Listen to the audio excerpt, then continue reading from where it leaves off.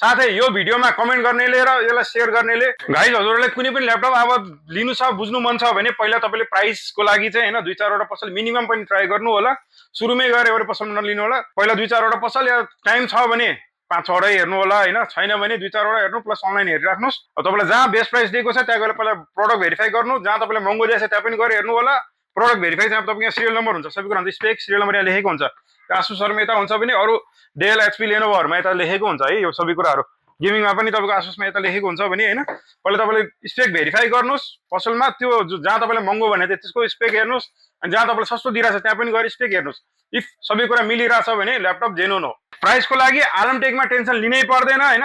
4-5 ठाउँ मजाले बुझेर आउनुहोस्, लास्टमा आलमटेक आउनुहोस्। हाम्रो स्टोर अहिले पुगिसक्नु पनि भइसकेको छ। धेरैजना कस्टमरलाई यहाँ कन्फ्युज हुन्थ्यो पहिला यहाँ आलमटेक कहाँ छ भनेर सङ्कटमा आएर पनि कतिजना रिटर्न भएको कारणले गर्दा हामीले अर्को आउटलेट अहिले पुगिसक्नुमा खोलेको छौँ। हामीले बेस्ट प्राइस दिनेछौँ होइन।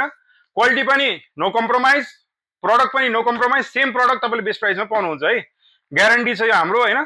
साथै फ्री गिफ्ट पनि तपाईँले पाउनु नै हुन्छ भने एकचोटि हामीलाई पनि मौका दिनु होला।